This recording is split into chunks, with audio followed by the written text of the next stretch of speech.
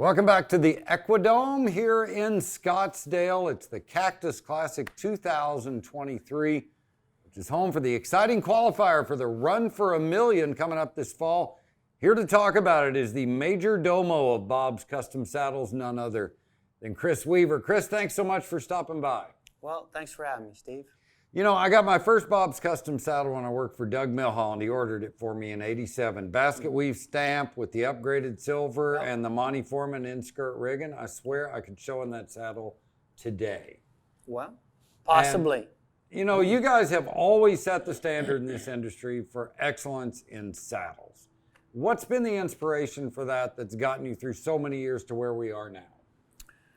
Well, it started with Bob Haley 47 years ago. And his concept of what he brought is fit for horse and rider. Better riding position for the rider and better fit for the horse. Close contact, get the rider to where he could feel the horse and the horse could feel the rider better. And then just tried to stay very consistent. For 47 years, we spent all of it being inside the performance arena. It's not that we can't be outside in the pastures. We got ranch saddles and that. But, you know, with our extensive work with the performance rider and understanding how the rider needs to work with the horse and how cues and signals and all that, and then just trying to stay up to tunes as the industry has changed, as horses have changed, making minor little tweaks to all that. Mm-hmm. But I think one of the largest things is that we've always stayed very focused on quality.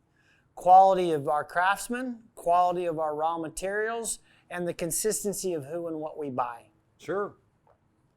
Now, as you move forward, I've noticed that these saddles are so utilitarian. I never had the luxury of buying a show saddle. Right. So every Bob saddle I bought over the years, you know, I wanted to ride in the saddle I showed in every day. Mm-hmm. And a lot of equipment can't stand up to that kind of use, 10, 12 horses a day. What do you think has made it such an artistic item that it is now? There's such beautiful saddles to look at, but you haven't been able to sacrifice any of that quality. What kind of leads to all that? Same thing. I mean, our biggest judge and jury are the people that hold us to the highest standards are the guys that are riding 12 and 14, people, horsemen, horsewomen, that are riding the 8, 10, 12 hours a day, 5, 6, 7 days a week. So they're the ones that... Hello, we get the phone call and say, hey, this one isn't holding up. You know, we've got trainers that are riding saddles from '98. We've got trainers that are 20 years old. And it all comes to that. It all comes to the fact that everything we build is for the end consumer, is for the end rider. It doesn't matter if it's an award saddle.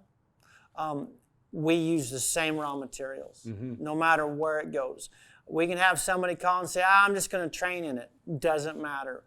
We don't have separate divisions of thises and that's. We don't buy certain parts for this kind of saddle and that. We bought from the same tree manufacturer for over 30 years.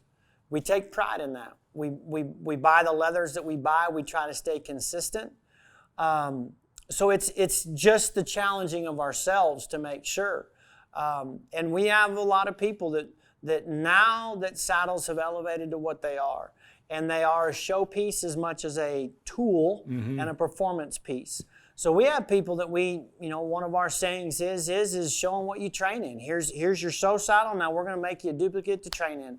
And that way they're not going back and forth from not what they ride and then they show in it. So it is a lot of effort and work.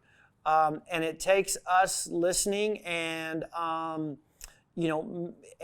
always calling. You know, our professional performance team that we have, man, we're always checking in with them and making sure that product's lasting. And so that's an effort that we put into it. Well, you sure got some great people that are applying what you guys are doing in the field on an everyday basis. I think that speaks volumes to it.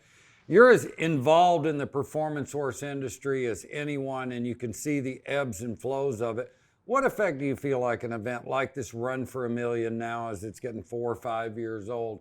Have you seen an increase in interest? How has it affected your business from what you can see, just the spotlight that it's brought on the sport? Well, there's about 3 different things that we see that it's brought to the sport.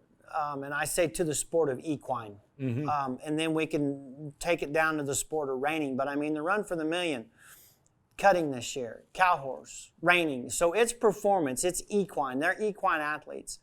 You know, it's, I feel like the first year, you know, we've been to every single Run for the Million. We've been a sponsor to every single Run for the Million. We're very proud and honored that we are the official saddle of the Run for the Million this year. I mean, every saddle, to be able to award the cutting, the reining, and the cow horse as one company that we're building, man, that's a really cool for us to do, and we're very honored to do it. But when it comes to like what this has done, it's elevated all of the other associations. It's elevated all the other event producing people that are putting on events and saying, okay, you do what you do, we're going to do what we do, and everyone just keeps stepping up and stepping up and stepping up. So it's brought a lot of attention to the equine athlete, and it's brought a lot of attention to the equine industry. Now it's up to us as being stewards, the producers, the trainers, the sponsors. Sure. It's us as stewards to go ahead and match and keep bringing and doing what we do. So I think from that awareness, it's done a lot. It's the first Run for the Million in 2019. We had 7 countries walk in our booth. Wow. So it just solidifies again. And the other thing is that you and I we've been around, we've talked a lot, we've been to a lot of different events. We have a lot of contestant events, participants. But what the Run for the Million also has done is it's helped add to the spectator. It's got people, we know that the NFR, the Wrangler NFR is one of the, greatest things on dirt, right? Sure. We know the world's greatest is one of the greatest things down the fence.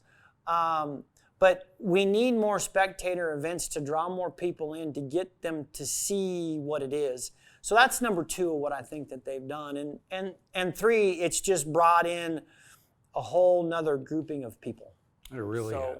So all 3 of those add up together of what we feel that it is, and we always love to be a part of it, and we do the best that we can.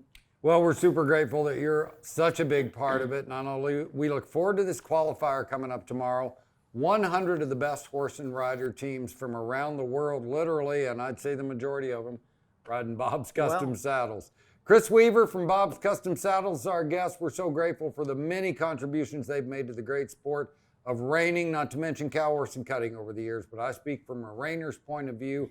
We're grateful they're on board. They're part of what makes this such a great event. Chris, thanks so much. Thank you. Appreciate it.